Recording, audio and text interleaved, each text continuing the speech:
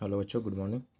तो आज स्टार्ट कर रहे हैं हम लोग बिहार का करंट अफेयर और जितने भी बिहार के जीके जीएस वगैरह हैं, यानी कि जो भी बिहार से रिलेटेड क्वेश्चंस होंगे जो आपके समान ज्ञान में पूछे जाएंगे वो सारी से कंप्लीट हो जाएगा। ठीक है।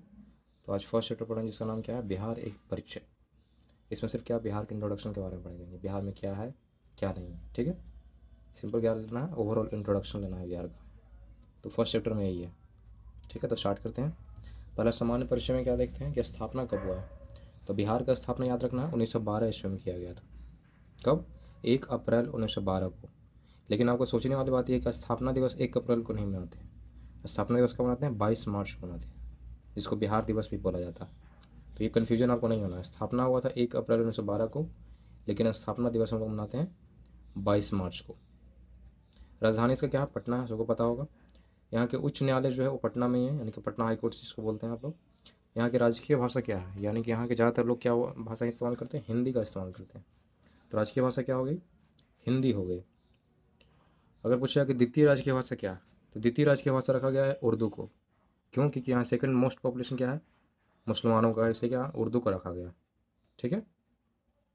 राज्य की अन्य भाषाएं भी है जो आपको पता होनी चाहिए। 5 भाषाएं और है, जैसे कि मैथिली हो गया, भोजपुरी हो गया, मगही हो गया, वज्जिका हो गया और अंगिका हो गया। ये 5 भाषाएं आपको याद रखनी होंगी। मैथिली, भोजपुरी, मगही, वज्जिका तथा अंगिका। ठीक है। ये अन्य भाषाएं हैं। ये था हमारा सामान्य परिचय बिहार के बारे में। आगे बढ़ते हैं प्रतीक चिन्ह, यानी कि बिहार का कौन कौन सा चिन्ह है, क्या क्या प्रतीक है। ठीक है, उसके बारे में पढ़ाई करेंगे। तो ध्यान दीजिएगा। पहले आपसे पूछा जा सकता है कि राजकीय पशु क्या है बिहार का। तो राजकीय पशु याद रखना है, यहाँ का क्या है? बैल है। बैल का क्यों है? क्योंकि बिहार में ज़्यादा खेती होता है, तो खेती के लिए बैल का इस्तेमाल यहाँ जनरली किया जाता है। तो राजकीय पशु क्या है? बैल है। राजकीय पक्षी क्या है? गौरैया है, जो छोटी सी चिड़िया होती है, जो आजकल विलुप्त हो गया है। ठीक है। तो राजकीय पक्षी याद रखना है गौरैया। राजकीय पुष्प बोलेगा, यानी कि राजकीय राजकीय फूल बोलेगा, तो गेंदा फूल है। बिहार का राजकीय फूल क्या होगा? गेंदा फूल। राजकीय वृक्ष बोलेंगे तो क्या? पीपल। पीपल क्यों? कि पीपल के यहाँ क्या काफ़ी क्या वो उसको बोलते हैं, धार्मिक माना था पीपल के पेड़ को। पीपल का पेड़ का इस्तेमाल किया जाता है पूजा वगैरह में, पूजा किया जाता है पीपल के पेड़, इसीलिए राजकीय वृक्ष माना गया है पीपल को। लेकिन अगर आप पूछा कि राजकीय चिन्ह क्या है, तो राजकीय चिन्ह बोधि वृक्ष है। यानी कि जो बिहार वगैरह का आप लोगो देखिएगा, बिहार सरकार का लोगो आप देखिएगा, लोगो यानी कि आप जो चिन्ह देखते हैं, जैसे स्टंप वगैरह होता है बिहार सरकार का। जैसे केंद्र सरकार में क्या देखते हो आप? सिंह स्तंभ देखते हो। लेकिन अगर बिहार सरकार के कोई भी लोगो अगर देखिएगा तो उसमें क्या रहेगा? बोधि वृक्ष का जिक्र रहेगा, बोधि वृक्ष रहेगा स्टंप के ऊपर। तो राजकीय चिन्ह पूछेगा तो याद रखना बोधि वृक्ष, यानी बरगद वृक्ष को माना जाता है, बोधि वृक्ष उसी को बोलते हैं। ठीक है। राजकीय मछली बोला जाता है मांगुर है, क्योंकि सबसे ज़्यादा संख्या में बिहार में पाया जाता है मांगुर ही। राजकीय खेल यहाँ कबड्डी है, जो कि वर्ल्ड वाइड फेमस है। वर्ल्ड वाइड तो नहीं, लेकिन नेशनल लेवल जरूर फेमस है। प्रो कबड्डी लीग होता है जिसमें पटना पायरेट्स की टीम खेलती है कि नहीं। तो राजकीय खेल यहाँ क्या है? कबड्डी है। राजकीय गीत बहुत सारे बच्चों को पता नहीं होगा, तो यहाँ ध्यान दीजिए, जो बिहार के बच्चों को उनको भी पता नहीं होगा ये। तो राजकीय गीत ध्यान देना है। मेरे भारत के कंठहार तुझको सत सत वंदन बिहार, ये है हमारा बिहार का राष्ट्रीय गीत। मेरे भारत के कंठहार तुझको सत सत वंदन बिहार। और पूछा है कि राजकीय प्रार्थना क्या है। तो राजकीय प्रार्थना क्या है? मेरे रफ्तार पर सूरज की किरणें नाच करे। मेरे रफ्तार पर सूरज की किरणें नाच करे, ये है बिहार का राजकीय प्रार्थना। अब देखो, दोनों में आपको कन्फ्यूजन होता है, ऐसे ट्रिक से याद रख सकते हो कि राजकीय गीत रहेगा, उसके लास्ट में क्या आएगा? बिहार आएगा। और जहाँ प्रार्थना होगा वहाँ सूरज का जिक्र होगा। तो प्रार्थना जहाँ रहेगा तो समझ लो कि सूरज वाला जो पार्ट है, मेरे रफ्तार पर सूरज की किरणें नाच करे। तो ये था हमारा प्रतीक और चिन्ह। नेक्स्ट पढ़ते हैं भौगोलिक परिचय, यानी कि बिहार कहाँ पे स्थित है। अगर पूरे वर्ल्ड वाइड देखा जाए मैप में, तो बिहार आखिर है कहाँ पे भाई, उसकी भौगोलिक परिचय है कहाँ। ठीक है। तो पहला देखते हैं अक्षांशीय विस्तार, जो आपको याद रखना होगा। सेकंड तक याद नहीं रखेगा, मिनट तक याद रख सकते हैं। जैसे कि यहाँ दिया हुआ 24 डिग्री 20 मिनट 10 सेकंड से लेकर 27 डिग्री 31 मिनट 15 सेकंड उत्तरी अक्षांश तक। तो सेकंड आपको याद नहीं रखना है, याद होगा भी नहीं। आप मिनट तक सिर्फ याद रख सकते हो। तो 24 डिग्री 20 मिनट 24 डिग्री 20 मिनट से लेकर 27 डिग्री 31 मिनट उत्तरी अक्षांश तक फैला हुआ है अक्षांशीय विस्तार। देशांतरीय विस्तार देखते हैं।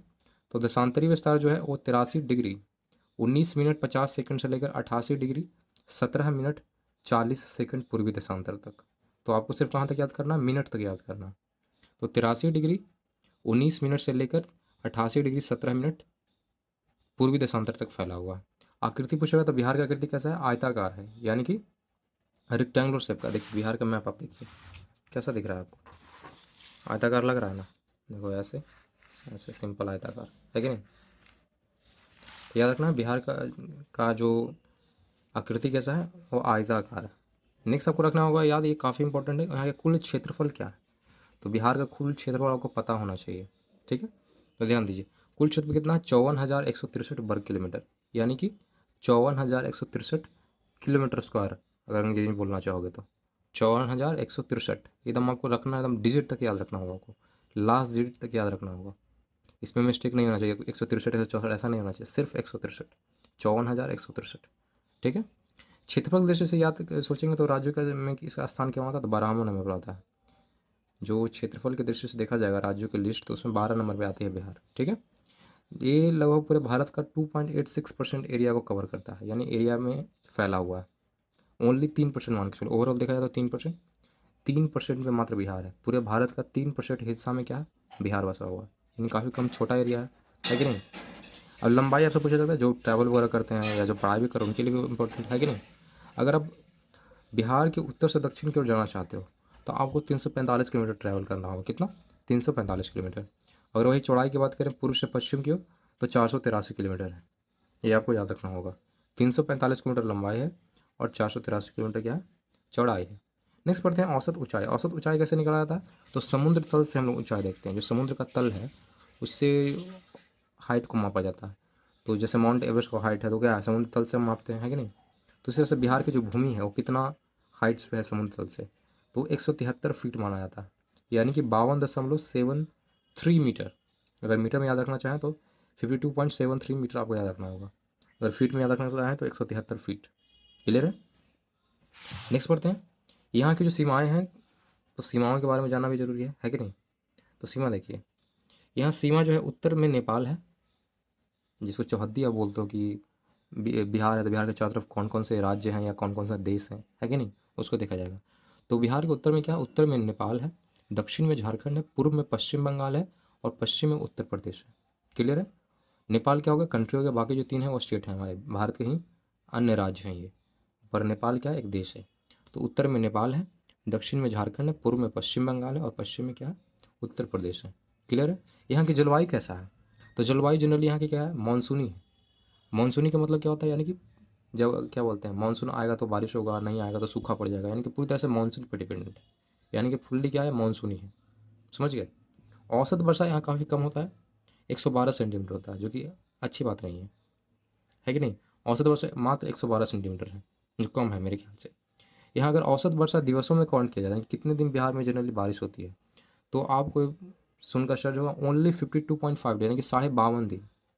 अगर ओवरऑल देखा जाए तो 50 दिन ओनली बारिश होता है एक साल के अंदर, यानी कि 1 ईयर में ओनली 50 डेज बिहार के अंदर बारिश होती है, जो काफ़ी कम है कि नहीं। अब देखते हैं कुल वन क्षेत्र। कुल वन क्षेत्र भी बिहार में काफ़ी कम है। रीजन क्या है इसके पीछे, 2021 का रिपोर्ट है। क्यों कम है, क्योंकि यहाँ ज़्यादातर लोग कृषि करते हैं, कृषि करने के लिए आपको एरिया चाहिए होता है, तो लोग यहाँ के पेड़ कम है, इसी रीज़न से क्या पेड़ बहुत कम है, ठीक है। तो कुल वन क्षेत्रफल आपको याद रखना होगा, जो कितना है, वो है आपका 7,380 किलोमीटर एरिया में फैला हुआ, किलोमीटर स्क्वायर, 7,380.79 वर्ग किलोमीटर फैला हुआ है। ये पूरे एरिया का कितना परसेंट एरिया में फैला हुआ है, ओनली 7.84% एरिया, यानी कि जितना बिहार का एरिया है उसका मात्र 8% हिस्से में वन है, जो कि बहुत कम है। जनरली कितना होना चाहिए, कम से कम 25% होना, 25% परफेक्ट है। अगर किसी भी एरिया का अगर 25% में अगर वन है तो वहाँ का वातावरण काफ़ी शुद्ध रहने वाला है। तो ये यहाँ तो क्या है, ओनली 8% है, जो काफ़ी कम है कि नहीं।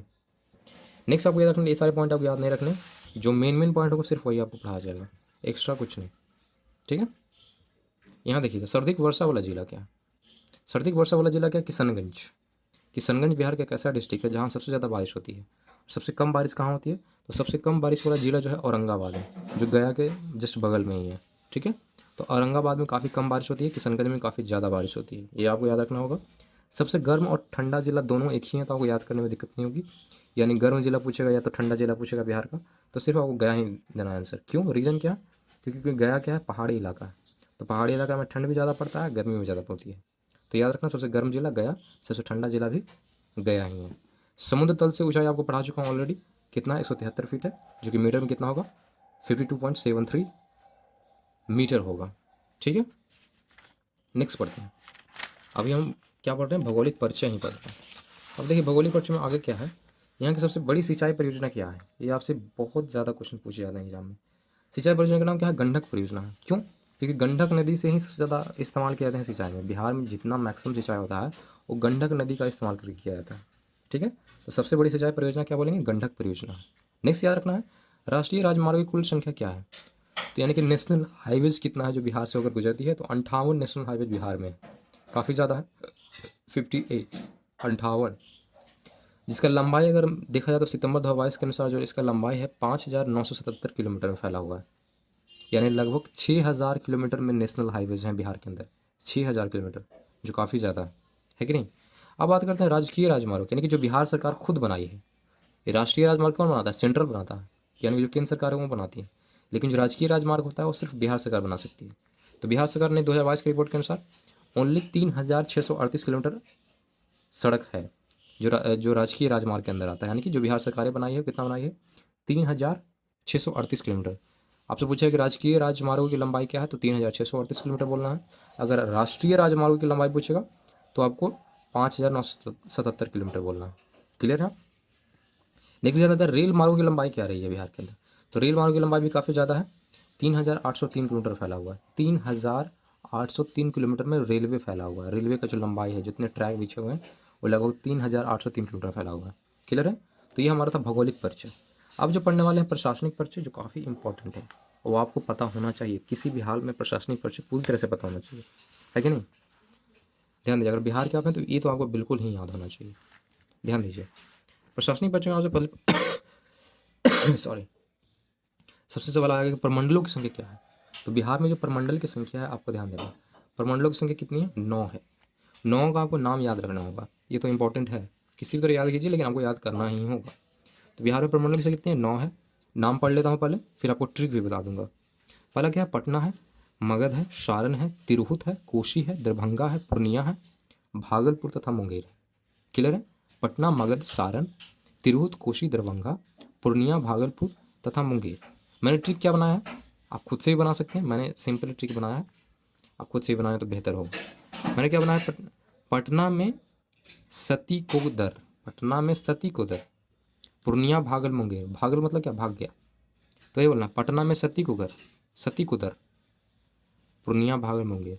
पटना में, पटना पास से पटना तो हो ही गया, पटना तो बोल ही रहा हूँ, में मतलब मगध हो गया, सती स से हो गया सारण, ती से हो गया तिरहुत, को से हो गया क्या, कोशी, दर से हो गया दरभंगा। पटना में सती को दर, पूर्णिया, भागल, मुंगेर। तो पूर्णिया, पूर्णिया तो डिस्ट्रिक्ट हो गया एक तरह से, और भागल मतलब यानी कि भागलपुर, और मुंगेर तो आपको पता ही है कि नहीं। तो ये ट्रिक है, आपको ट्रिक को याद रखना है। तो प्रमंडल की संख्या को दिमाग में होना चाहिए, पटना में सती के घर, सती के दर, पूर्णिया, भागल, मुंगेर। अब जिला की संख्या कितना है, जिला की संख्या 38 है, जो अगर पता होना चाहिए। तो ये तो याद आपसे हो नहीं पाएगा, अगर याद करना भी चाहते हैं तो ऐसे आप रट कर याद नहीं करें, ट्रिक बना के याद कर सकते हो। या तो सबसे बेस्ट चीज़ है कि आप मैप को याद करो।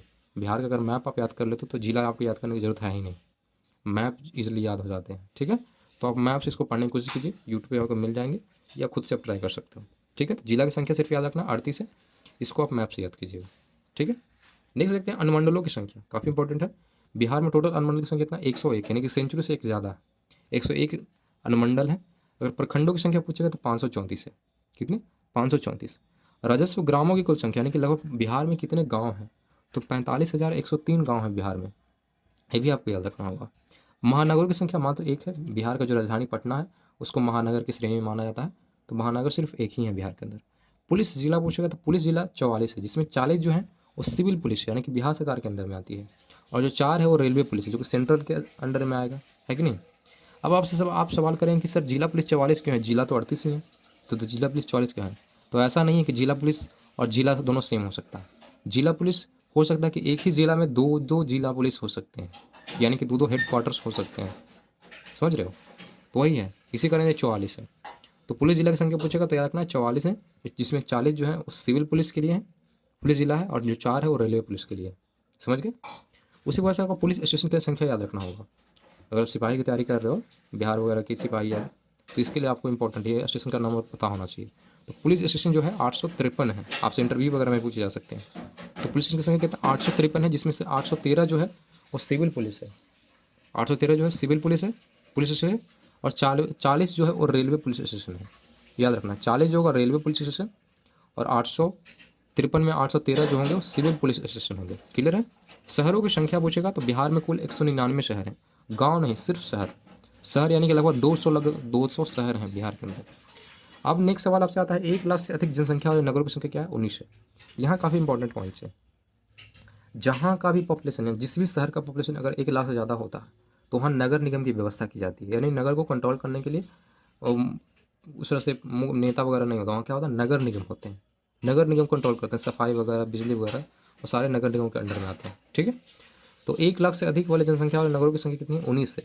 तो 19 नगरों में क्या होगा 19 शहरों में नगर निगम की व्यवस्था की जाएगी। समझ गए। ये था हमारा प्रशासनिक परिचय जो क्लियर हो गया। अब आगे देखते हैं राजनीतिक परिचय के बारे में। काफ़ी इंपॉर्टेंट है राजनीतिक परिचय भी। ठीक है। यानी कि पॉलिटिक्स से रिलेटेड होगा इसमें। तो सबसे बड़ा सवाल जो आता है, सबसे पहला जो आता है लोकसभा सदस्यों की संख्या क्या है। तो बिहार से 40 लोग चुने जाते हैं लोकसभा के अंदर। तो लोकसभा सदस्यों की संख्या क्या है 40 है, जिसमें से आरक्षित सीटें भी हैं। यानी कि कुछ सीटें रिजर्व की गई है परमानेंट, यानी 6 जो सीटें हैं अनुसूचित जाति के लिए रिजर्व है। इसको कोई अब नहीं ले सकता, दूसरा जाति के लोग इसको नहीं इसके सदस्य बन सकते हैं। जब भी सदस्य बनेंगे तो अनुसूचित जाति के लोग ही बनेंगे। तो 6 सीटों पर सिर्फ और सिर्फ क्या होंगे अनुसूचित जाति के लोग होंगे। लेकिन ये 6 सीटें फिक्स की गई है, ये नहीं कि हर जिला से आ सकता है, नहीं। ये 6 जिला को फिक्स करा गया है, इसी 6 जिला से आपको चुना जाएगा। जैसे कि गोपालगंज हो गया, हाजीपुर हो गया, समस्तीपुर हो गया, जमुई हो गया, गया हो गया और सासाराम हो गया। क्लियर है। 6 का नाम को याद रखना होगा, गोपालगंज, हाजीपुर, समस्तीपुर, जमुई, गया तथा सासाराम। ये 6 जगह से लोग चुन के आते हैं अनुसूचित जाति के लोग। तो 6 सीटें जो हैं लोकसभा सदस्यों की फिक्स हैं। ठीक है। टोटल है 40, जिसमें 6 हैं अनुसूचित जाति के। नेक्स्ट पढ़ते हैं राज्यसभा सदस्यों की संख्या। तो राज्यसभा के सदस्यों की संख्या काफ़ी कम है, 16 है। 16 है राज्यसभा सदस्य के लोग, यानी कि बिहार से 16 लोग चुने जाते हैं राज्यसभा के अंदर। क्लियर है। ये सबसे बड़ा इंपॉर्टेंट क्वेश्चन है कि विधानमंडल यहाँ का कैसा है। तो विधानमंडल बिहार का कैसा है द्विसदनात्मक है। द्विसदनात्मक का मतलब कैसा होता है, यानी कि यहाँ विधानसभा भी है और विधान परिषद भी है। ज़्यादातर राज्यों में ऐसा सुविधा नहीं है, वहाँ एक सदनात्मक होती है। मैक्सिमम राज्यों में एक सदनात्मक होती है, बहुत से कम ही राज्यों में ऐसा सुविधा है कि द्विसदनात्मक वहाँ की विधानमंडल है। जैसे कि हमारा बिहार के अंदर क्या है विधानसभा भी है और विधान परिषद भी है। तो दोनों के बारे में देखते हैं भाई कितनी संख्या है भाई। तो ध्यान दीजिएगा यहाँ पे विधानसभा के अंदर जो सदस्यों की संख्या रही है 243 रही है, जिसपे हम क्या करते हैं वोटिंग से देते हैं। यानी कि इसी सीट पे हम लोग क्या करते हैं वोट करते हैं, नेता को चुनते हैं। यानी कि जितने भी विधायक चुने जाते हैं ये 243 सीटों पर ही फाइट करते हैं। समझ रहे हो आप। यानी 243 सीटों पर ही हम लोग क्या करते हैं वोटिंग करते हैं। तो विधानसभा सदस्यों की संख्या क्या होगी 243 हो गई। क्लियर है। उसी प्रकार से पूछेगा कि विधानसभा में अनुसूचित जाति के लिए कितनी सीटें आरक्षित की गई है। विधानसभा में 243 सीटें तो हैं टोटल, लेकिन आरक्षित की गई है 38 सीटें किन के लिए अनुसूचित जाति के लिए, और एक होता अनुसूचित जनजाति।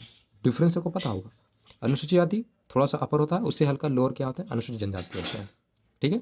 तो अनुसूचित जाति के लिए 38 सीटें हैं और अनुसूचित जनजाति के लिए 2 सीटें आरक्षित की गई है। और 2 सीटें दो कास्टों के लिए हैं, कठोरिया और दूसरा क्या है कटोरिया और मनिहारी। ये 2 क्या है बिहार की जातियाँ हैं, कटोरिया और मनिहारी। इनके लिए 2 सीटें आरक्षित की गई है कहाँ विधानसभा के अंदर। क्लियर है। अब आपसे पूछेगा विधान परिषद में सदस्यों की संख्या क्या है। तो विधान परिषद में सदस्यों की संख्या क्या है 75 है, 75 है। समझ रहे हो। विधान परिषद में सदस्यों की संख्या 75 है, ये आपको याद होना चाहिए। अब नेक्स्ट पढ़ते हैं जिला परिषद की संख्या। तो सिंपल आपको पता होना चाहिए जितना जिला होगा उतना ही जिला परिषद होगा। क्लियर है। तो जिला परिषद हमारे क्या होंगे 38 होंगे, क्योंकि हमारे 38 जिले हैं बिहार के अंदर। नेक्स्ट ध्यान देते हैं पंचायत समिति की संख्या जो डिपेंड करेगा आपको किस पर डिपेंड करेगा आपके प्रखंडों की संख्या पर जनरली डिपेंड करता है। लेकिन यहाँ पर थोड़ा सा ध्यान देने वाली बात है, पंचायत समिति की संख्या मात्र 533 है। लेकिन इससे पहले आपको मैंने पढ़ाया था कि प्रखंडों की संख्या क्या रही है, प्रखंडों की संख्या बिहार में रही है 534, है कि नहीं। लेकिन इससे एक कम है हमारा। ठीक है। तो इससे आप ट्रिक करके याद रखोगे कि क्या करना है आपको रिलेट करके याद रखना है। इसको इसके साथ रिलेट करेंगे, उसको इसके साथ रिलेट करेंगे, ऐसे रिलेट करके याद रखोगे तो दोनों को दोनों याद हो जाएंगे, है कि नहीं। तो जैसे भी आपसे पूछेगा पंचायत समिति की संख्या कितनी है तो 533 है, और जैसे आपको पूछेगा प्रखंडों की संख्या कितनी है तो 534 है। क्लियर है। ये आपको ध्यान में रखना है। नेक्स्ट सवाल करते हैं। नेक्स्ट सवाल आपको सिर्फ इतना है ग्राम पंचायत की संख्या आपसे पूछे जा सकते हैं कि टोटल ग्राम पंचायत बिहार में के अंदर कितने हैं। तो 8058 ग्राम पंचायत है, 8058। आप मोटा मोटा भी याद रख सकते हो 8000 ग्राम पंचायत है बिहार के अंदर। क्लियर है। बाकी सब नहीं पढ़ना है आपको, सब बेकार है, एक्स्ट्रा पढ़ने से कोई फ़ायदा है नहीं। एग्जाम में भी पूछ नहीं जाएंगे, आपको दिमाग बेकार में क्या होगा, बोर होंगे आप। इसलिए जो मेन मेन है, जो एग्जाम में पूछे जाते हैं, वही आपके लिए मैंने हाईलाइट कर रहा हूँ, सिर्फ इसे आप पढ़ जाना आपको। नेक्स्ट पढ़ते हैं, पंचायत राज में महिलाओं के लिए आरक्षण की व्यवस्था की गई। तो कितने परसेंट है, तो 50% है। बिहार के अंदर पंचायत राज में महिलाओं के लिए आरक्षण की सुविधा की गई, 50% महिलाओं का आरक्षण, यानी कि 50% सीटें जो होंगी सिर्फ और सिर्फ महिलाओं के लिए होगी। समझ रहे हो आप। नेक्स्ट पढ़ते हैं, नगर निगमों की कुल संख्या। अभी आपको मैंने बताया था कि वैसे नगर जहाँ की संख्या, यानी जहाँ की पॉपुलेशन जो है 1 लाख से अधिक होगा तो उसको क्या बोलेंगे, वहाँ सुविधा होगी नगर निगम की। तो ऐसे कितने शहर थे, ऑलरेडी आपको मैंने बताया था कि 19 ऐसे शहर हैं जहाँ पे 1 लाख से अधिक पॉपुलेशन है, तो वहाँ क्या होगा, नगर निगम की सुविधा होगी। इसी कारण क्या पढ़ेंगे कि नगर निगमों की कुल संख्या क्या है, बिहार के अंदर 19 है। कौन कौन से हैं, अब आपका जो शहर है अगर आता है तो देख लीजिएगा, नहीं आता तो साइड भी नहीं होना है कि नहीं। कौन कौन से शहर है ध्यान दीजिएगा, पटना है, गया, आरा, मुजफ्फरपुर, पूर्णिया, कटिहार, मुंगेर, बिहार शरीफ, भागलपुर, बेगूसराय, दरभंगा, छपरा, सासाराम, मोतिहारी, बेतिया, मधुबनी, समस्तीपुर, सीतामढ़ी एवं सहरसा। ये 19 शहर हैं जहाँ क्या है, नगर निगम की सुविधा की व्यवस्था की गई है। ठीक है। नेक्स्ट बढ़ते हैं, नगर परिषदों की कुल संख्या।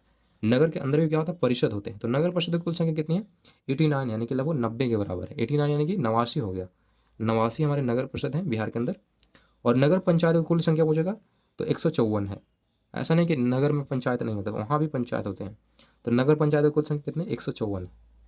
तो ये आपको दोनों याद रखना है। तो ये हमारा क्या था, राजनीतिक परिचय था। बिहार का राजनीतिक परिचय मैंने फिनिश कर दिया। अब आगे देखते हैं आर्थिक परिचय के बारे में, जो काफ़ी इंपॉर्टेंट है। यानी कि हाँ, यहाँ का बजट क्या है, यहाँ का पर कैपिटा इनकम क्या है, यहाँ के लोग कितना कमा रहे हैं, है कि नहीं, जीडीपी क्या है, इस पर सारी बातें होंगी आर्थिक परिचय के अंदर। तो ध्यान दीजिएगा, पहला तो आपको आएगा सवाल कि कुल बजट क्या होगी, एकदम लोग करंट वाला क्वेश्चन है ये। 2023-24 के अनुसार अभी जो फिलहाल में बजट रहा है बिहार का, 2,61,08,85 करोड़ रुपया रहा है। समझ रहे हैं, 2,61,08,85 रुपया, 2,61,08,85 रुपया। समझ रहे हो, ये है हमारा बजट को लगभग। अगर एवरेज में आप याद रखना चाहो तो लगभग आप बोल सकते हो 2.5 करोड़ बिहार का बजट है, जो काफ़ी कम है मेरे ख्याल से, है कि नहीं। 2.5 करोड़ ओनली है यहाँ का बजट। नेक्स्ट आपको याद रखना है, सकल राज घरेलू उत्पाद चालू मूल्य पे कितना है। तो यहाँ का जो 2023-24 के अनुसार जो यहाँ का अनुमानित रहने वाला है सकल घरेलू उत्पाद, वो कितना रहने वाला है, वो रहने वाला 8,98,02,28 करोड़, जो काफ़ी ज़्यादा है। यानी कि यहाँ के लोग काफ़ी ज़्यादा मेहनती हैं, काफ़ी ज़्यादा प्रोडक्शन कर रहे हैं। इसी कारण सकल घरेलू राज्य उत्पाद काफ़ी ज़्यादा है बजट से, है कि नहीं, काफ़ी ज़्यादा है। कितना है, 8,98,00,000, सॉरी 8,98,02,28। एक सेकंड, सॉरी, यहाँ पे 8 लाख है, 8,98,02,28 करोड़। क्लियर, यहाँ कन्फ्यूजन नहीं होना। कितना है, 8,98,02,28 करोड़। क्लियर है। और ये करोड़ में था, 2,61,00,000, नहीं ये भी मैंने गलत पढ़ा पहले, ये है 2,61,885 करोड़। तो ये थोड़ा सा मिस्टेक हो गया, ध्यान दीजिएगा। ये कितना है, ये आपका है 2,61,885 करोड़, यानी कि लगभग 2.5 लाख करोड़। 2.5 लाख करोड़ बिहार का बजट है। यहाँ का घरेलू उत्पाद कितना है, तो लगभग आप एवरेज देखना चाहो तो 9 लाख करोड़ यहाँ का क्या है, सकल राज घरेलू उत्पाद है, 9 लाख करोड़। समझ गए। नेक्स्ट याद रखना, सकल राज घरेलू उत्पाद वृद्धि दर क्या रहा है। करंट अफेयर में से पूछा जा सकता है कि 21-22 में कितना परसेंट वृद्धि हुआ था, तो लगभग 10.9, लगभग 11% का वृद्धि हुआ था, जो काफ़ी अच्छा है कि नहीं। सकल राज घरेलू उत्पाद 21-22 में कितना परसेंट वृद्धि दर रहा है, तो 11% रहा है। नेक्स्ट जो काफ़ी इंपॉर्टेंट सवाल है, प्रति व्यक्ति आय क्या रही है 2022 में बिहार सरकार के अंदर, यानी बिहार के अंदर। तो लोगों की प्रति व्यक्ति आय जो है काफ़ी कम है, 54,383 रुपया, मेरे ख्याल से काफ़ी कम है कि नहीं। 54,383 रुपया प्रति व्यक्ति आय है बिहार में 2021-22 के अनुसार। ठीक है, तो ये भी आपको याद रखना होगा, एक का सवाल बिल्कुल आते हैं, ध्यान दीजिएगा। नेक्स्ट जो राजस्व घाटा रही है, कोई भी सरकारें जो है या तो प्रॉफिट होती है तो लॉस में रहती है। तो बिहार की सरकार लॉस में है, जैसे दिल्ली की सरकार क्या है, वो प्रॉफिट में है। यहाँ क्या है, लॉस है। राजस्व घाटा 2021-22 में क्या रही है, 422 करोड़ रही है। 422 करोड़ बिहार सरकार घाटे में रही है, यानी जितना पैसा बिहार सरकार लगाती है राज्य के विकास के लिए, उतना बिहार सरकार को नहीं मिल पाता है टैक्स के अनुसार।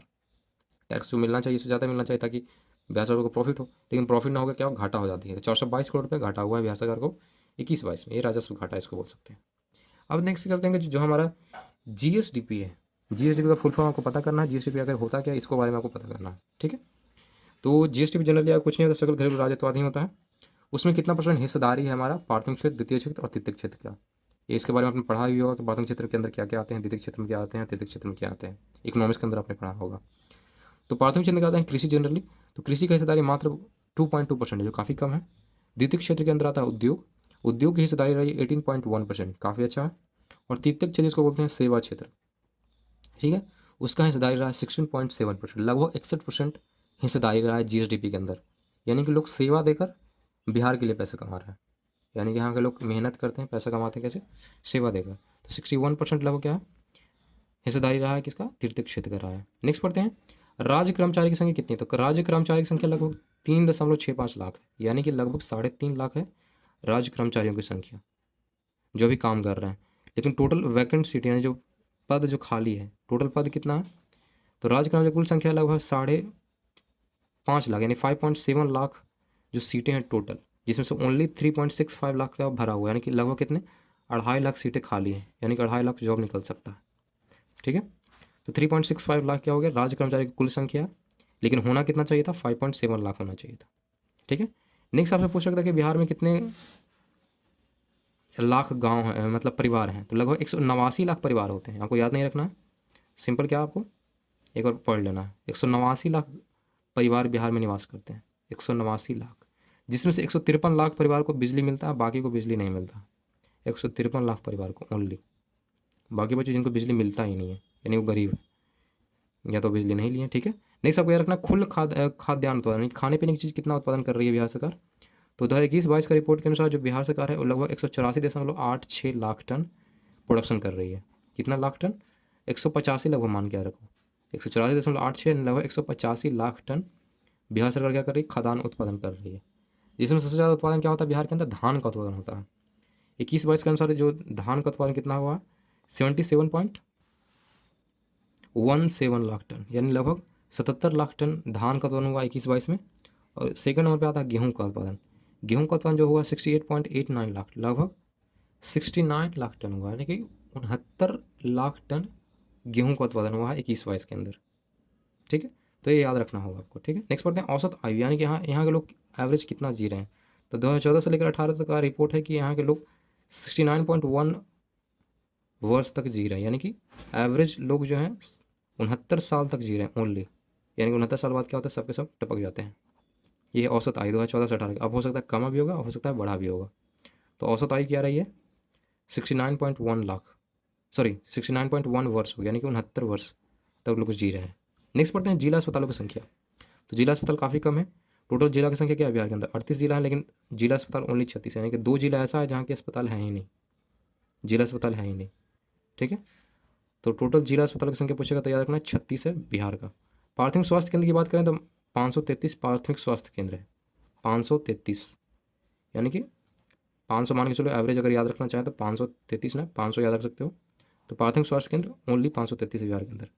नेक्स्ट सवाल जो है यहाँ पे ध्यान दीजिएगा, काफ़ी इंपॉर्टेंट, 10 लाख आबादी पर स्वास्थ्य केंद्रों की संख्या क्या रही है, तो 119 है, यानी कि 10 लाख लोगों को देखने के लिए ओनली 119 अस्पताल हैं, ओनली 119, 10 लाख लोगों को देखने के लिए। इसी कारण क्या होता है अस्पतालों में काफ़ी ज़्यादा भीड़ होता है, ओनली 119 है, जो काफ़ी कम है मेरे ख्याल से, 10 लाख आबादी में ओनली 119 अस्पताल। तो ये था हमारा आर्थिक परिचय जो काफ़ी दयनीय रही है। अब नेक्स्ट देखते हैं शिक्षा के बारे में, यानी कि बिहार का शिक्षा व्यवस्था कैसा है उसको ध्यान देना है। तो पहला सवाल है कि केंद्रीय विश्वविद्यालय की संख्या क्या रही है बिहार के अंदर, केंद्रीय यानी कि सेंट्रल विश्वविद्यालय, यानी कि जिसका कंट्रोल किसका होगा, सेंट्रल का होगा। तो केंद्रीय विश्वविद्यालय बिहार के अंदर कितने हैं, ओनली 4 हैं, पहला है पटना, दूसरा है मोतिहारी, तीसरा है गया और चौथा है समस्तीपुर, यानी कि 4 जगह में क्या है जो केंद्रीय विश्वविद्यालय है, पटना, मोतिहारी, गया और समस्तीपुर। अंतर्राष्ट्रीय विश्वविद्यालय की बात करते हैं जहाँ पे क्या होगा, विदेश के लोग भी पढ़ने आते हैं, यानी कि ये वर्ल्ड वाइड फेमस है। तो ओनली बिहार में एक ही है, वो कौन है, नालंदा अंतर्राष्ट्रीय विश्वविद्यालय, जो कि राजगीर में बनाया गया है। ये क्या अंतर्राष्ट्रीय विश्वविद्यालय है जहाँ की बाहर के लोग भी, यानी कि बाहर कंट्री के लोग भी क्या कर सकते हैं, पढ़ाई कर सकते हैं। नालंदा अंतर्राष्ट्रीय विश्वविद्यालय राजगीर के अंदर है। राज्य में कुल विश्वविद्यालय की संख्या पूछेगा तो 37 है। टोटल जिला की संख्या कितनी है, टोटल जिला की संख्या आपको पता था 38 है, लेकिन अगर पूछेगा राज्य में कुल विश्वविद्यालय की संख्या तो क्या है, उससे एक कम, उससे रिलेट करके याद करना। तो 37 ओनली विश्वविद्यालय की संख्या है, राज्य में कुल विश्वविद्यालय की संख्या कितना है, 37 है। खुला या मुक्त विश्वविद्यालय, जिसको ओपन यूनिवर्सिटी आप बोलते हो अंग्रेजी में, तो खुला या मुक्त विश्वविद्यालय की संख्या क्या है, ओनली 1 है, वो नालंदा है, इसका नाम ही है नालंदा खुला विश्वविद्यालय, जो कि कहाँ है, पटना के अंदर है, ठीक है। डिम्ड विश्वविद्यालय की संख्या पूछेगा तो डिम्ड विश्वविद्यालय की संख्या ओनली 2 है, बिहार के अंदर 2 है। पहला था नव नालंदा महाविहार, जो कि नालंदा के अंदर पड़ता है, और दूसरा जो है बिहार योगा भारती, जो कहाँ पड़ता है, मुंगेर के अंदर पड़ता है। बिहार योगा भारती मुंगेर के अंदर, और नव नालंदा महाविहार ये नालंदा के अंदर है। तो ये हमारा 2 डिम्ड विश्वविद्यालय है, डिम्ड विश्वविद्यालय बिहार के अंदर।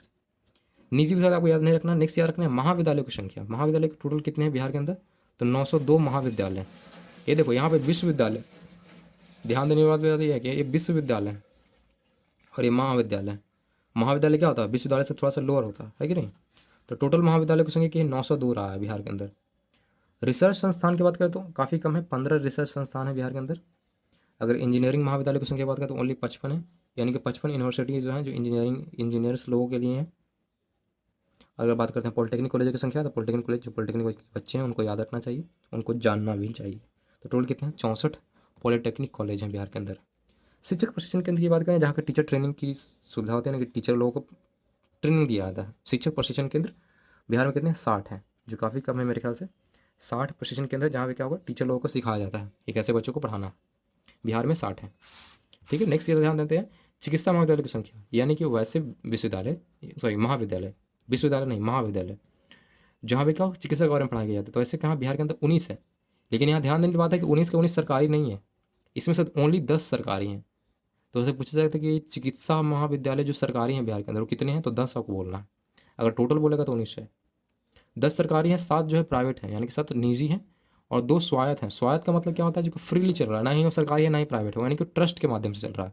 लोग पैसा दान करते हैं तो चलता है, ऐसा होता है। ट्रस्ट के बारे में जानते हो ना, तो ट्रस्ट के हिसाब से चलता है, किसी संस्था के द्वारा चलाया जाता है। इसी कारण उसको क्या बोलेगा, स्वायत्त बोला, यानी कि आज़ाद है, वो फ्री है, वो ना उस पर सरकार का दबाव होगा, ना ही कोई निजी लोग उस पर क्या होगा, प्रॉफिट कमा सकता है।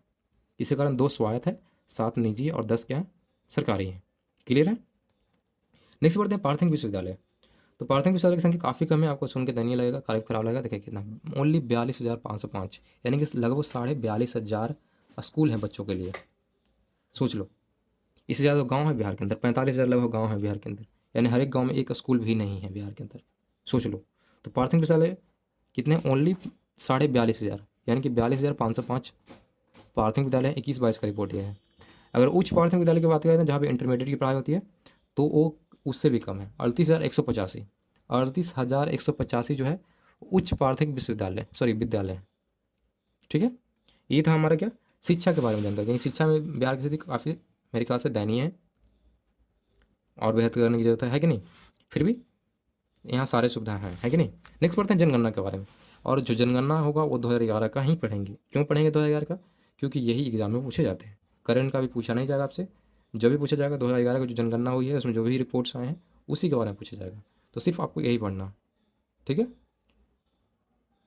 तो ध्यान दीजिए, पहला क्या है, कुल जनसंख्या क्या रही है। तो बिहार की कुल जनसंख्या जो रही है वो रहा है कितना। पहला सवाल यही आएगा कि जनगणना के अनुसार कुल जनसंख्या बताइए बिहार की। तो कुल जनसंख्या बिहार की कितनी है, 10,40,99,452। इतना पॉपुलेशन से टोटल जनसंख्या अगर पूछेगा, सॉरी जनसंख्या पूछेगा तो बिहार का इतना है कितना, 10,40,99,452 लगभग। एवरेज में याद रखना चाहो तो 10,41,41,00,000 याद रख सकते हो। 10,41,41,00,000 यहाँ की जनगणना है, सॉरी यहाँ की पॉपुलेशन है, कुल जनसंख्या है। अगर पुरुष की जनसंख्या बात करें तो यहाँ पुरुष की संख्या जो रही है वो 5,42,78,157। तो इतना तो आपको याद नहीं करना, सिंपली आपको याद रखना है 5.5 करोड़ के लगभग यहाँ पुरुष निवास करते हैं। महिलाओं की संख्या की बात करें तो महिलाओं की संख्या कितना, 4,98,91,21,295 है। लेकिन इतना आपको नहीं याद रखना, सिंपल याद रखना, ये लगभग 5 करोड़ महिलाएं हैं और 5.5 करोड़ पुरुष हैं। टोटल मिला के आ रहा है 10,41,00,000, ठीक है। इतना याद रखना। भारत की कुल जनसंख्या प्रतिशत क्या है, तो 8.60%, यानी कि पूरे भारत का जितना पॉपुलेशन उसका कितना परसेंट हिस्सा बिहार में निवास करती है, तो 8.60, लगभग आप मान के चल सकते हो 9% लोग जो है बिहार में रहते हैं। बिहार का जितना पॉपुलेशन है उसका 9% हिस्सा जो है बिहार में रहता है, जो काफ़ी ज़्यादा है। एरिया में तो बिहार का स्थान काफ़ी कम है, ओनली 3% एरिया है बिहार का, लेकिन पॉपुलेशन कितना है, लगभग 9% है। इसी कारण क्या होगा, जनसंख्या घनत्व काफ़ी ज़्यादा हो जाएगा बिहार का। एरिया कम रहेगा, पॉपुलेशन ज़्यादा रहेगा, जनसंख्या घनत्व जाहिर सी बात है ज़्यादा हो जाएगी, है कि नहीं। नेक्स्ट जनसंख्या दृष्टि से भारत का स्थान क्या, तो जनसंख्या के दृष्टि से भारत का स्थान, सॉरी बिहार का स्थान, भारत का नहीं बिहार में, बिहार का स्थान क्या रहा, तो भारत में इसका नंबर 3rd पे रहा, इसका पोजीशन 3रे नंबर पे आता है जनसंख्या के अनुसार। अगर बात करते हैं जिला में औसत जनसंख्या क्या रही, तो हर एक जिला में बिहार के अंदर लगभग 27,31,701 लोग रह रहे हैं। एवरेज आपको याद रखना 27 लाख, यानी कि हर एक जिला में लगभग 27 लाख लोग रह रहे हैं। ये कब का रिपोर्ट है? 2011 का रिपोर्ट है। ठीक है, 27 लाख लोग रह रहे हैं। लिंगानुपात का बात करें तो काफ़ी कम है लिंगानुपात बिहार का, 918 महिलाओं पे 1000 पुरुष हैं। तो लिंगानुपात पूछेगा तो बिहार का लिंगानुपात कितना है? 918 है। ये बोल रहा हूँ आपको, जो कम है। होना चाहिए 1000 होना चाहिए, या उससे ज़्यादा भी होनी चाहिए। लिंगानुपात की दृष्टि से अगर बिहार का रैंकिंग देखा तो बिहार 24वें नंबर पे आता है, जो दयनीय स्थिति है कि नहीं। 24वें नंबर पे आता है लिंगानुपात की दृष्टि में बिहार। शिशु लिंगानुपात की बात करते हैं तो वही काफ़ी कम है, 935 बालिकाओं पे 1000 बालक हैं। शिशु लिंगानुपात पूछेगा तो 935, अगर जनरली लिंगानुपात पूछेगा तो 918 बोलना है। क्लियर है? ये थोड़ा सा कन्फ्यूजन होगा तो ध्यान देना है। शिशु लिंगानुपात थोड़ा ज़्यादा है, 935। ठीक है, ग्रामीण लिंगानुपात आपसे पूछा सकता है, 921 है ग्रामीण लिंगानुपात। और शहरी लिंगानुपात तो काफ़ी ही कम है, 895, लगभग 900 भी नहीं है। यानी कि शहर के लोग जो हैं बच्चियाँ कम पैदा कर रहे हैं, यानी कि लड़कियाँ कम पैदा कर रहे हैं। ज़्यादातर शहरों में क्या है, लड़के ही हैं। तो 895 है शहरी लिंगानुपात। सर्वाधिक लिंगानुपात वाला अगर जिला पूछेगा तो गोपालगंज है, जो काफ़ी बेहतरीन बात है। वहाँ 1021 महिलाएं हैं 1000 पुरुषों के ऊपर। तो सर बेस्ट कौन है? गोपालगंज है। गोपालगंज में क्या लिंगानुपात क्या है? 1021 है सर्वाधिक लिंगानुपात। सबसे कम लिंगानुपात पूछेगा तो याद रखना मुंगेर का नाम आता है।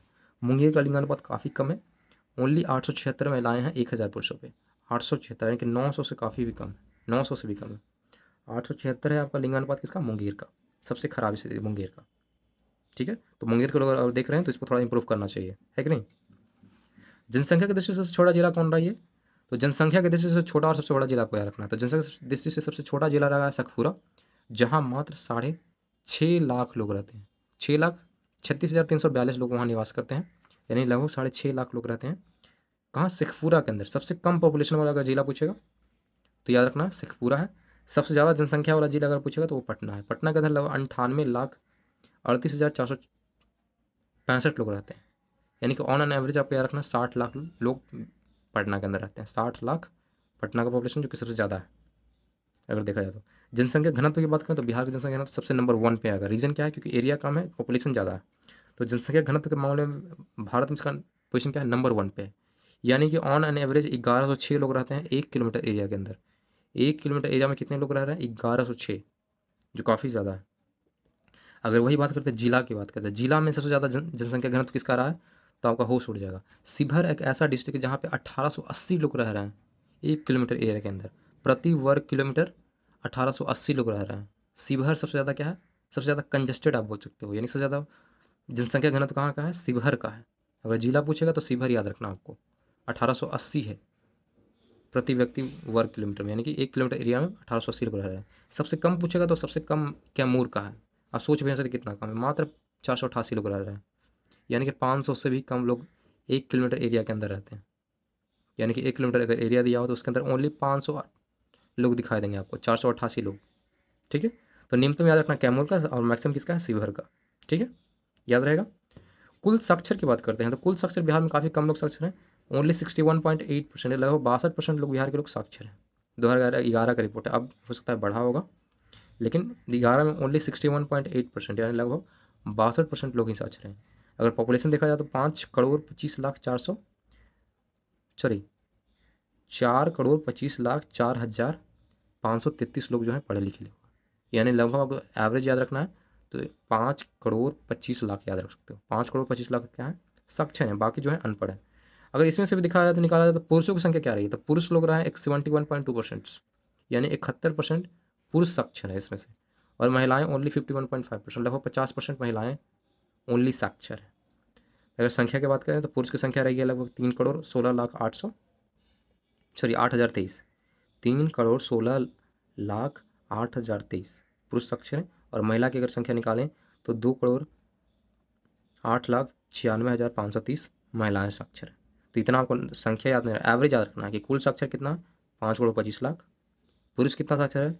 3,16,00,000। महिला कितना साक्षर है? तो लगभग 2 करोड़। परसेंटेज आपको याद रखना होगा, इंपॉर्टेंट है। 61.8% कुल साक्षरता है बिहार की, इसमें से पुरुष लोग हैं 71% साक्षर, और महिलाएं जो है 51.5% साक्षर। क्लियर है? अगर सर्वाधिक साक्षर वाला जिला अगर पूछेगा तो यानी कि जहाँ वैसा जिला जहाँ के लोग ज़्यादा पढ़े लिखे हैं, तो वैसा जिला कौन है? रोहतास है। वहाँ के लोग 73.37% वहाँ के लोग जो है साक्षर हैं, पढ़े लिखे हैं। ओनली लगभग 30% लोग जो है वो अनपढ़ हैं, बाकी 70% लोग जो है पढ़े लिखे हैं रोहतास के अंदर। क्लियर हो गया? सबसे ज़्यादा साक्षर वाला जिला रोहतास है, जो काफ़ी बेहतरीन बात है रोहतास के लिए बिल्डिंग, है कि नहीं। न्यूनतम साक्षर वाला जिला पूर्णिया है, जो काफ़ी दयनीय स्थिति है, इसको इंप्रूव करना चाहिए। पूर्णिया का अगर देख रहे हैं तो आप लोग पढ़ाई पर ध्यान दीजिए। पूर्णिया का साक्षरता काफ़ी कम है, 51.08%। लगभग आधे लोग क्या है? साक्षर हैं, आधे लोग क्या है? अशिक्षित हैं। समझ रहे हो? सर्वाधिक साक्षरता वाले 5 जिले आपके टॉप 5 में रैंकिंग कर रहे हैं। तो पहला रैंकिंग आता है रोहतास का, उसका सेकंड नंबर पे आता है पटना, थर्ड पे आता है भोजपुर, 4 पे आता है मुंगेर, और औरंगाबाद आता है नंबर 5 पे। रोहतास, पटना, भोजपुर, मुंगेर और औरंगाबाद, ये सारे पढ़े लिखे जिले हैं। अब देखिए अनपढ़ वाले जिले, यानी कि जहाँ के लोग काफ़ी कम पढ़े हुए हैं, तो न्यूनतम साक्षरता रहा है पूर्णिया का, सीतामढ़ी का, कटिहार का, मधेपुरा का और सहरसा का लोग। ये सारे लोग पढ़ाई पर ध्यान नहीं दे रहे हैं यहाँ के लोग। पूर्णिया, सीतामढ़ी, कटिहार, मधेपुरा और सहरसा, सबसे कम साक्षरता यहाँ की रही है। सर्वाधिक महिला साक्षर कहाँ के हैं? तो सबसे ज़्यादा महिला साक्षर जो है रोहतास के हैं, लगभग 62.97, लगभग 63% महिलाएं जो हैं रोहतास में साक्षर हैं। रोहतास की लगभग 62% या 63% महिलाएं जो हैं वो शिक्षित हैं। और पुरुषों की संख्या की बात तो सबसे ज़्यादा पुरुष भी रोहतास में ही हैं। रोहतास के पुरुष ही सबसे ज़्यादा शिक्षित हैं, लगभग वहाँ के 82.88, लगभग 83% जो पुरुष हैं रोहतास के अंदर शिक्षित हैं। लेकिन अब बात करते हैं न्यूनतम साक्षरता वाले, तो न्यूनतम महिला साक्षर कहाँ की है? तो सहरसा की जो महिलाएं हैं सबसे कम साक्षर है, पूर्णिया से भी कम है सहरसा की स्थिति। तो सहरसा की जो महिलाएं हैं मान ली ओनली 41.6%, 41.68, लगभग 42% ही महिलाएं शिक्षित हैं सहरसा में, जो काफ़ी दयनीय स्थिति है। ओनली 42% महिलाएं सहरसा में शिक्षित हैं, बाकी सारे लोग अनपढ़ हैं। अगर बात करते हैं पुरुषों में, तो पुरुषों की संख्या ये आता है पूर्णिया में। पूर्णिया में सबसे कम है पुरुषों की साक्षरता, लगभग 59.06, यानी कि लगभग 60% मान के चल सकते हो कि 60% पुरुष ही पूर्णिया के लोग पढ़े लिखे हैं, बाकी लोग अनपढ़ हैं 40%। अगर आप बात करते हैं नेक्स्ट जो काफ़ी इंपॉर्टेंट, नगरीय जनसंख्या क्या रही है? बिहार में जो नगरीय जनसंख्या रहती है वो लगभग 11.29, काफ़ी कम परसेंट जो लोग हैं बिहार में शहरों में रहते हैं, लगभग 12% मान के चल सकते हो ऑन एवरेज। लगभग 1,17,58,016 लोग, एवरेज याद रखना चाहो तो 1,17,00,000 याद रख सकते हो। 1,17,00,000 जो है वो शहरों में निवास करते हैं, लगभग ओनली 11 से 12% लोग जो हैं शहर में रहते हैं, बाकी जो बचे लोग 88 से 89% जो है, यानी कि एवरेज मान के चलो 90% लोग जो है गाँव में रहते हैं, 10% शहर में रहते हैं। क्लियर है? ग्रामीण संख्या कितनी हो जाएगी? तो 9,23,41,436, ये टोटल याद नहीं रखना आपको, सिंपल एवरेज याद रखना है। 9,23,00,000, 9,23,00,000 लोग जो हैं गाँव में रहते हैं, और 1,00,000 लोग जो हैं वो शहर में रहते हैं। क्लियर है? सॉरी, 1 करोड़ लोग शहर में रहते हैं, 10% शहर में और बाकी 80%, सॉरी 90% गाँव में। यही एवरेज रखना है दिमाग में। सर्वाधिक नगरीय जनसंख्या वाला जिला कोई रहा है तो सबसे नजदीकी पटना रहा है, यानी कि पटना जिला है। तो पटना जिला में ऐसा नहीं कि सिर्फ और सिर्फ शहर ही होंगे, इसमें गांव भी आएंगे।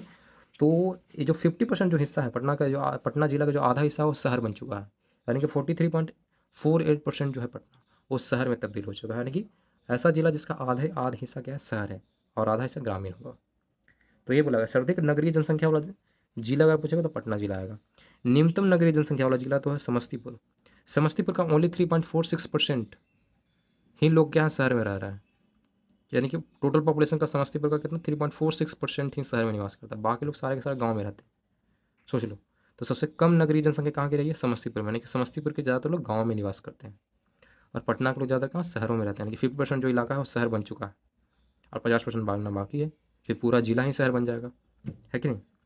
अब बढ़ते हिंदुओं का जनसंख्या क्या रही है? अभी पॉपुलेशन आपको याद रखना होगा कि कितना पॉपुलेशन है हमारा बिहार में, जाति के आधार पर तो याद रखना ही चाहिए, पूछे भी जाते हैं, ठीक है। तो हिंदुओं की संख्या क्या रही है धर्म के आधार पर? तो हिंदू लोग रहते हैं यहाँ लगभग 82.7%, 82.7%, यानी कि 83% लोग जो हैं बिहार में हिंदू निवास करते हैं। 16.9, यानी कि लगभग 17% लोग जो है मुसलमान है बिहार के अंदर, सेकेंड मोस्ट पॉपुलेशन है मुसलमानों का। थर्ड में आते हैं ईसाई लोग, लगभग 0.12% ईसाई यहाँ रहती है, और 0.02% सिख रहते हैं, 0.02% बौद्ध भी रहते हैं, और 0.02% जैन भी रहते हैं। यहाँ के देखो कौन कितने धर्म है? 1 2 3 4 5 6, यानी कि लगभग 6 धर्म यहाँ निवास करते हैं, हिंदू, मुस्लिम, ईसाई, सिख, बौद्ध और जैन, यानी कि सारे लोग लगभग बिहार के अंदर हैं। अगर पॉपुलेशन अगर नंबर में काउंट किया जाए तो याद रखना है हिंदुओं की संख्या जो रही है 8,60,78,686, यानी लगभग 8 करोड़ आपको रखना है, 8.5 करोड़ आपको याद रखना है। 8 करोड़ 60 लाख याद रख सकते हो। ऑन एन एवरेज इतना लोग रह रहे हैं। ये 2011 की रिपोर्ट है, ध्यान देने वाली बात है कि 2011 की रिपोर्ट, अब हो सकता है जनसंख्या बढ़ी होगी, ठीक है, लेकिन आपको यही याद रखना, क्यों, क्योंकि एग्जाम में यही पूछ जाएंगे, 2011 का ही रिपोर्ट पूछा जाता है। मुस्लिम जनसंख्या की बात करें, मुस्लिम जनसंख्या 1,75,57,809 लोग हैं। अगर एवरेज याद रखना चाहो तो 1,75,00,000 याद रखेंगे। 1,75,00,000 जो है मुसलमान रहते हैं। ईसाई की संख्या काफ़ी कम है, 1,29,247, यानी एवरेज आपको याद रखना कि 1,30,000 लोग ईसाई हैं बिहार के अंदर। सिख की जनसंख्या काफ़ी कम है, 23,799, यानी लगभग 24,000 आप याद रख सकते हो, 24,000 हमारे बिहार के अंदर सिख रहते हैं। और बौद्धों की संख्या थोड़ा बेहतर है, 25। सबको लगता है कि बौद्ध लोग नहीं रहते हैं, बिहार के अंदर बौद्ध भी रहते हैं, तो ध्यान देने वाले 25,453 लोग हैं जो कि बौद्ध हैं बिहार के अंदर, 25,453। जैनों की संख्या रही है 8,914, जो काफ़ी कम है, ये इम्प्रूव होना चाहिए। 18,914 लोग जो हैं बिहार के अंदर जैन हैं। तो ये था हमारा पॉपुलेशन के बारे में, ठीक है। अब नेक्स्ट पढ़ते हैं, जनगणना तो खत्म हो गया बिहार के, जनगणना 2011 का। अब पढ़ते हैं विविध जो है एक्स्ट्रा कुछ बातें जो होंगी जो आपको पता होनी चाहिए बिहार के बारे में, जो इंपॉर्टेंट है, आपको जानना भी चाहिए। जैसे कि महत्वपूर्ण व्यक्तित्व, इनके बारे में जानोगे, जो भी बिहार के लोग होंगे उनको भी नहीं पता होगा इतना, इतने सारे महान महान लोग बिहार से हैं, तो ये आपको पता होना चाहिए। पहला तो आता है भगवान महावीर। भगवान महावीर बिहार से थे। गौतम बुद्ध बिहार से थे। पाणिनि जो कि बहुत बड़े है हिस्टोरियन है, ठीक है, पाणिनि जो है वो भी क्या है, बिहार से है। जरासंघ, जरासंघ भी बिहार से है। आपको पता करना कि पाणिनि क्या चीज़ के अथी के थे, एक ग्रामेटिकल थे या औषधि वाले थे, ये एक पाणिनि थे कौन, आपको पता भी होना चाहिए, कमेंट करके बताइएगा, ठीक है। जरासंध बिहार से थे। चाणक्य जो अर्थ क्या बोलते हैं, अर्थशास्त्र के जनक माने जाते हैं, तो चाणक्य जो है ये भी बिहार से हैं। आर्यभट्ट, आर्यभट्ट भी बिहार से हैं। सांतरचित बिहार से हैं। मंडन मिश्र बिहार से हैं। अतीश दीपांकर श्रीज्ञान ये भी बिहार से हैं। विद्यापति फेमस है, ये भी बिहार से हैं। शेरशाह बिहार से। मखदूम सफरुद्दीन अहिया मनेरी ये भी बिहार से हैं। गुरु गोविंद सिंह ये भी बिहार से हैं। वीर कुंवर सिंह, वीर कुंवर सिंह भी बिहार से हैं। खुदीराम बोस बिहार से। डॉक्टर राजेंद्र बाबू ये जो कि पहले राष्ट्रपति हमारे रहे हैं, ये भी बिहार से हैं। अब्दुल बारी बिहार से। जयप्रकाश नारायण बिहार से। मौलाना मजहूल हक ये भी बिहार से। स्वामी सहजानंद सरस्वती काफ़ी इंपॉर्टेंट नाम है, ध्यान देना, स्वामी सहजानंद सरस्वती ये भी बिहार से हैं। भिखारी ठाकुर बिहार से। रामधारी सिंह दिनकर जो कि राइटर थे बिहार से हैं। और इनका नाम भी याद रखना है, राहुल सांकृत्यानन, सांकृत्यानन ये भी क्या है, बिहार से। तो इतने फेमस लोग हैं जो कि बिहार से। एक बार मैं रिपीट करता हूँ, नाम दिमाग में डाल लीजिएगा। भगवान महावीर, गौतम बुद्ध, पाणिनि, जरासंघ, चाणक्य, आर्यभट्ट, शांतरचित, मंडन मिश्र, अतीश दीपांकर श्रीज्ञान, विद्यापति, शेरशाह, मखदूम सफरुद्दीन अहिया मनेरी, गुरु गोविंद सिंह, वीर कुंवर सिंह, खुदीराम बोस, डॉक्टर राजेंद्र प्रसाद, अब्दुल बारी, जयप्रकाश नारायण, मौलाना मजहूल हक, स्वामी सहजानंद सरस्वती, भिखारी ठाकुर, रामधारी सिंह दिनकर, राहुल सांकृत्यानन, सारे के सारे क्या हैं, बिहार से हैं। अब प्रमुख धार्मिक केंद्र माने थे, अगर बिहार में आप धार्मिक थोड़े हैं, बिहार में आप घूमना चाहते हैं जहाँ भगवान का दर्शन हो सके, तो बहुत सारी जगह बिहार में घूमने के लिए। पहला जो आता है बोध गया, गया, वैशाली, पावापुरी, पटना, मनेर, फुलवारी शरीफ, ये सारे के सारे क्या है, प्रमुख धार्मिक केंद्र है जहाँ आपको घूमना चाहिए। बोध गया, गया, वैशाली, पावापुरी, पटना, मनेर और फुलवारी शरीफ। क्लियर है। प्रमुख पर्यटन केंद्र है, तो पर्यटन केंद्र में आप इसको भी ऐड कर सकते हो, जो भी धार्मिक स्थल को ऐड कर लिया, और एक्स्ट्रा भी चीज़ें हैं, जैसे कि देखो धार्मिक स्थल तो आ ही गया, बोध गया, गया, वैशाली, पावापुरी, पटना, मनेर, फुलवारी शरीफ। इसके अलावा भी घूमने के लिए जगह है जो धार्मिक तो नहीं है लेकिन घूमने लायक जगह है, जैसे कि नालंदा है। नालंदा में आप खंडर देख सकते हो, जो यूनिवर्सिटी है उसको देख सकते हो, है कि नहीं। नालंदा राजगीर हो गया, राजगीर में बना है नालंदा ओपन यूनिवर्सिटी, जो इंटरनेशनल अंतर्राष्ट्रीय यूनिवर्सिटी जो बना है नया वाला, वो राजगीर के अंदर बनाया गया। और जो ओल्ड वाला खंडहर है वो नालंदा के अंदर है। क्लियर है। तो नालंदा में घूम सकते हो, राजगीर में घूम सकते हो, बिहार शरीफ में घूम सकते हो, सुल्तानगंज में घूम सकते हो। इसके अलावा बहुत सारी जगह हैं जो बिहार में घूमने लायक है। तो ये था टोटल ओवरऑल। यहाँ के लोक नाटक के बारे में बात कर लें तो लोक नाटक काफ़ी फेमस बिहार में, ध्यान दीजिएगा। प्रमुख लोक नाटक जैसे क्या है, लोक नाटक मतलब क्या होता है कि वैसा नाटक जो क्या है संस्कृति से जुड़ा हो, कल्चर से जुड़ा हो, उसे बोलते हैं लोक नाटक। जैसे कि देखो यहाँ का लोक नाटक का नाम क्या है, डोमकच, विदेशिया, सामा चकेवा, जाट जटिन और कीर्तनिया। 1 2 3 4 5 यानी लगभग 5 चीज़ें जो हैं बिहार में फेमस है, 5 लोक नाटक फेमस है। ये आपको नाम याद रखना होगा, एग्जाम में बिल्कुल आते हैं। फिर से पढ़ दे रहा हूँ, डोमकच, विदेशिया, सामा चकेवा, जाट जटिन और कीर्तनिया। समझ गए। प्रमुख लोक नृत्य यानी कि ऐसा नाटक नाच जो क्या है कल्चर से जुड़ा हो, यहाँ के लोक नृत्य हो यानी कि जो गाँव में बसता हो। तो यहाँ का प्रमुख लोक नृत्य क्या है, पहला तो होता है कटघोड़वा, जुगीड़ा, जुगीड़ा सड़ा, गाना सुना ना आपने, जुगीड़ा सड़ा, तो ये जुगीड़ा यहाँ का डांस है। तो कटघोड़वा, जुगीड़ा, झिझिया, पवड़िया, झरनी, धेबिया, झूमर, झूमर झूमर आपने गाना सुना होगा। झूमर यहाँ का क्या है, लोक नृत्य है। विद्यापति नृत्य और लौना नृत्य। लौना नृत्य आपको यहाँ फेमस है किस लिए, यहाँ पे क्या होता है, जो जेंट्स होते हैं, जो लड़के होते हैं या जो भी होते हैं, उनको साड़ी या जो लड़के की कमीज पहन के करते हैं वो डांस करते हैं, उन्हीं को लौंडा बोला जाता है बिहार के अंदर। यानी कि जो पुरुष होगा वो महिलाओं के कपड़ा पहनेंगे और नृत्य करेंगे, डांस करेंगे, तो उसको क्या बोलते हैं, लौंडा नृत्य बोलते हैं। समझ गए। तो शादी विवाह में ज़्यादातर ऐसे करवाए जाते हैं। ठीक है। तो कटघोड़वा हो गया, जुगीड़ा हो गया, झिझिया हो गया, पवड़िया हो गया, झरनी हो गया, धेबिया हो गया, झूमर हो गया, विद्यापति नृत्य और लौंडा नृत्य, ये आपको याद होना चाहिए। लिख पढ़ते हैं। नेक्स्ट जो है आपका लोकगीत है, यानी कल्चरल गीत है, जो काफ़ी इंपॉर्टेंट, ध्यान दीजिएगा इसका। पहला जाता है संस्कार गीत। संस्कार गीत कब गाया जाता है, जब शादी विवाह होते हैं तो संस्कार गीत गाए जाते हैं।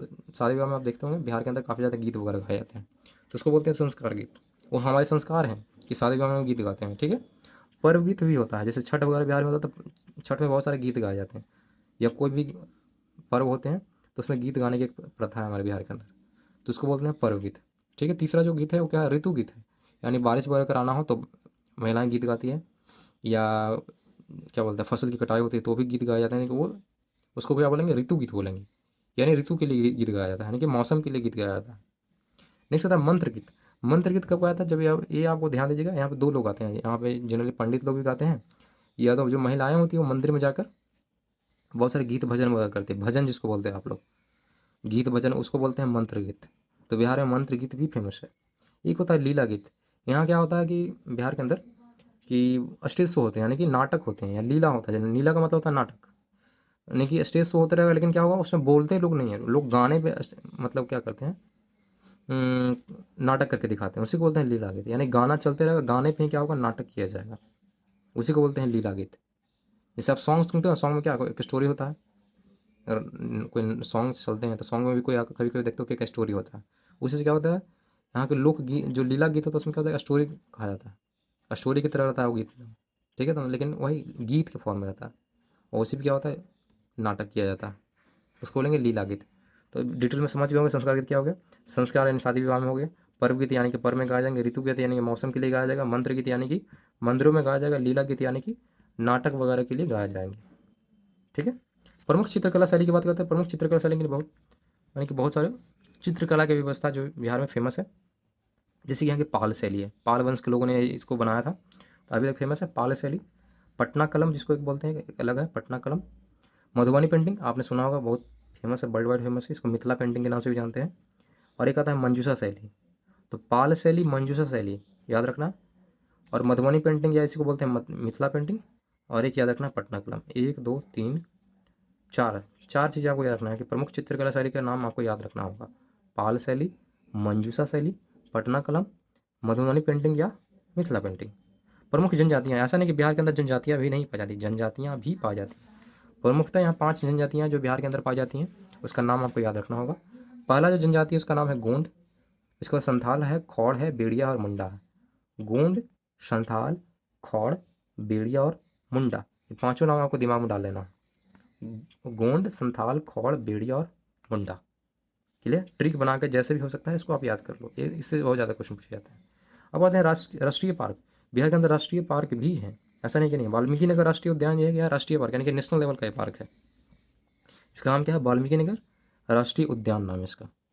प्रमुख अभयारण्य, बहुत सारे अभयारण्य बिहार के अंदर, इससे बहुत सारे सवाल आते हैं, ध्यान दीजिएगा। भीम बांध अभयारण्य है, राजगीर अभयारण्य, विक्रमशिला गंगा डॉल्फिन अभयारण्य, गौतम बुद्ध अभयारण्य, परमार डॉल्फिन अभयारण्य, कैमूर अभयारण्य और उदयपुर अभयारण्य। इस सब का नाम आपको याद रखना है। एक बार और रिपीट करता रहा हूँ, सिर्फ आगे का पार्ट ध्यान दीजिएगा। भीम बांध, राजगीर, विक्रमशिला गंगा डॉल्फिन, गौतम बुद्ध, परमार डॉल्फिन, कैमूर और उदयपुर अभयारण्य। ठीक है। तो ये आपको बार बार लिख के याद कर लेना। प्रमुख पक्षी बिहार है, तो प्रमुख पक्षी बिहार है, बहुत सारे देखो बिहार के लोग पक्षी भी बहुत ज़्यादा मतलब पक्षी भी बहुत ध्यान देते हैं। ठीक है। यहाँ पक्षी को बहुत केयर किया जाता है। जैसे कि देखो प्रमुख पक्षी बिहार में बनाए गए हैं। ज़्यादातर राज्यों में ऐसा नहीं होता, लेकिन बिहार में है। क्या है भाई? तो कांवर झील पक्षी विहार। कांवर झील क्या है कि एक झील है जिसका नाम कांवर है। कांवर झील एक बिहार में फेमस झील है, ठीक है। तो उसको बनाया गया कांवर झील पक्षी विहार है। गोगाविल पक्षी विहार, नकटी पक्षी विहार, सरैयामन पक्षी विहार, सुहियान पक्षी विहार, कुशेश्वर स्थान पक्षी विहार और बक्सर पक्षी विहार। इतने सारे पक्षी विहार जहाँ पक्षियों क्या होता है, एक्स्ट्रा केयर किया जाता है, यानी पक्षी लोगों को लुप्त होने से बचाया जाता है, उनको प्रोटेक्शन किया जाता है, ठीक है। तो पक्षी विहार का नाम फिर से मैं पढ़ दूँ, आपको याद रखना होगा। पहला क्या है? कांवर झील, गोगाविल, नकटी, सरयामन, सुहियान, कुशेश्वर स्थान और बक्सर पक्षी विहार। क्लियर है? ये आपको याद रखना होगा। प्रमुख जैविक उद्यान। जैविक उद्यान आप बोल सकते हो कि चिड़ियाघर, जहाँ बहुत सारे जीव जंतु रहेंगे, उसको बोलते हैं जनरली जैविक उद्यान। तो बिहार के अंदर 2 जैविक उद्यान है। पहला है संजय गांधी जैविक उद्यान जो कि पटना में है, और दूसरा है हरियाबारा हिरन पार्क। हरियाबारा हिरन पार्क, और उससे पहले क्या था? संजय गांधी जैविक उद्यान। दोनों का नाम को याद रखना है। प्रमुख नदियाँ, बिहार में बहुत सारी नदियाँ बहती है। पहला तो आपको पता ही होगा, गंगा फेमस नदियाँ हैं जहाँ छठ की जाती है। गंगा, सरयू, गंडक, बूढ़ी गंडक, बागमती, कोसी, सोन, कमला बलान, महानंदा, फल्गु, कर्मनाशा। ये इतनी सारी नदियाँ हैं। इसमें से आपको कुछ नदियाँ तो याद होनी चाहिए। जैसे गंगा फेमस है क्योंकि यहाँ छठ वगैरह होते हैं। गंडक के बारे में आपको बताया था कि सबसे बड़ी परियोजना क्या है कि गंडक परियोजना, यानी कि ज़्यादातर लोग जो है गंडक नदी का इस्तेमाल करते हैं सिंचाई के लिए, ठीक है। तो गंडक याद रहेगा। इसी की एक बहन मान लो, या इसी की अम्मी मान लो, या दादी मान लो, बूढ़ी गंडक या दूसरी नदी इसी का पार्ट है। फिर आपको कोसी याद रखना है। कोसी क्या है? इसको उसको बोलते हैं बिहार का सुख, यानी कि जब बाढ़ आती है तो बिहार के लोग काफ़ी परेशान होते हैं कोसी नदी के कारण। कोसी नदी ही बाढ़ आ जाती है बिहार में, ठीक है। तो ये याद आपको रहना चाहिए। तो फिर से पढ़ दे रहा हूँ। गंगा, सरयू, गंडक, बूढ़ी गंडक, बागमती, कोसी, सोन, कमला बलान, महानंदा, फल्गु और कर्मनाशा नदी। क्लियर है? प्रमुख जल प्रपात, यानी कि ऐसे जल प्रपात का मतलब क्या होता है कि बहुत हाइट से क्या होता है, पानी गिरती है, यानी कि वाटर का फ्लो होता है बहुत बड़े हाइट से, पहाड़ों से अगर जब पानी गिरता है उसको बोलते हैं जलप्रपात। तो यहाँ बहुत सारे जलप्रपात भी है बिहार के अंदर। जैसे कि क्या है? ककोलत है, दुर्गावती, सुखलहरी, तमासीन और धुआं कुंड। ये आपको नाम याद रखना है। ककोलत, दुर्गावती, सुखलहरी, तमासीन और धुआं कुंड। ये प्रमुख जलप्रपात हैं, आपको इसका नाम पता होना चाहिए। फेमस जलप्रपात है। अब कुछ ऐसे जलप्रपात हैं जहाँ झरने हैं जहाँ पे गर्म पानी गिरते हैं, यानी कि उसके नीचे जाओगे तो आपको गर्मा गर्म पानी, बिना हीटर के आपको गर्मा गर्म पानी मिलने वाला है। ठंड में जाओगे मज़ा आ जाएगा। अगर आप आते हो घूमने तो यहाँ जरूर घूमना चाहिए। तो पहला जो जलप्रपात है जो कि गर्म पानी जहाँ से निकलती है उसका नाम है सतघरवा झरना। नाम क्या है? सतघरवा। सतघरवा यानी कि 7 घर होंगे उसमें, इसी कारण उसका नाम पड़ा है सतघरवा झरना। ब्रह्मा कुंड, सूर्य कुंड, मकदुम कुंड, मानक कुंड, गोमुख कुंड जो है राजगीर के अंदर पड़ता है, लक्ष्मण कुंड, रामेश्वर कुंड, सीता कुंड और ऋषि कुंड। ऋषि कुंड कहाँ है? मुंगेर के अंदर है। तो ये सारे कुंड का नाम आपको याद रखना होगा जहाँ गर्म गर्म जल गिरता है। फिर से मैं पढ़ दे रहा हूँ। सतघरवा झरना, ब्रह्मा कुंड, सूर्य कुंड, मकदुम कुंड, मानक कुंड, गोमुख कुंड, लक्ष्मण कुंड, रामेश्वर कुंड, सीता कुंड और ऋषि कुंड। क्लियर है? अब विश्व धरोहर में शामिल स्थान, यानी कि वैसे स्थान जिसको विश्व धरोहर के वर्ल्ड वाइड फेमस हो गया, जिसको विश्व धरोहर में शामिल किया गया। तो बिहार से मात्र 2 जगह हैं। जैसे गया का जो महाबोधि मंदिर है, जहाँ पर महात्मा बुद्ध ने क्या करा था? शिक्षा ग्रहण की थी। तो गया का महाबोधि मंदिर फेमस है, इसको विश्व धरोहर में शामिल किया गया है। और जो प्राचीन नालंदा महाविद्यालय का जो अवशेष है, जिसको मुसलमानों ने, जो मुगल सम्राट जो थे, उन्होंने बर्बाद कर दिया, इसको तोड़ फोड़ दिया, वो वाला जो अवशेष है, जो खंडहर है पटना, जो नालंदा खंडहर है, उसको भी क्या करा है? विश्व धरोहर में शामिल किया गया था। 2 चीज़ याद रखना है, गया का महाबोधि मंदिर और प्राचीन नालंदा महाविद्यालय के अवशेष, इसको शामिल किया गया क्या? विश्व धरोहर में। अब बढ़ते राजकीय मेघा दिवस। तो राजकीय कुछ 3 पॉइंट्स हैं, आपको 4 पॉइंट जो याद रखने होंगे। राजकीय मेघा दिवस मनाया था इनकी बारिश के लिए, यानी कि बादल दिवस मनाया था। राजकीय मेघा दिवस मनाया था 3 दिसंबर को, यानी कि साल के आखिरी महीने के तीसरे तारीख को बनाते हैं, ठीक है, 3 दिसंबर को। राज्य का महापर्व क्या है? तो बिहार का राजकुमार छठ है। छठ काफ़ी ज़्यादा फेमस है, इससे बेहतर छठ आप कहीं नहीं आपको नहीं मिलेगा। बिहार में छठ फेमस, इससे ज़्यादा बेहतर पूरे वर्ल्ड में आपको छठ नहीं दिखा देगा। तो जब छठ देखना हो तो बिहार आइए। सर्वोच्च शिखर यहाँ क्या है? तो सोमेश्वर की पहाड़ियाँ फेमस है बिहार के अंदर। तो सोमेश्वर का जो चोटी है उसका 874 मीटर ऊंचाई है। तो सर्वोच्च शिखर बिहार का क्या है? सोमेश्वर है, जिसका हाइट कितना? 874 मीटर। बिहार का सुख किसको क्या बोलते हैं? सबको पता है, कोसी रिवर को, सबको पता है। तो आज के लिए इतना ही। ये था हमारा बिहार का ओवरऑल परिचय। आगे पढ़ेंगे बिहार के बारे में और जानकारी लेंगे आगे नेक्स्ट क्लास में। आज के लिए इतना ही, ध्यान से पढ़िएगा, ठीक है। Thank you.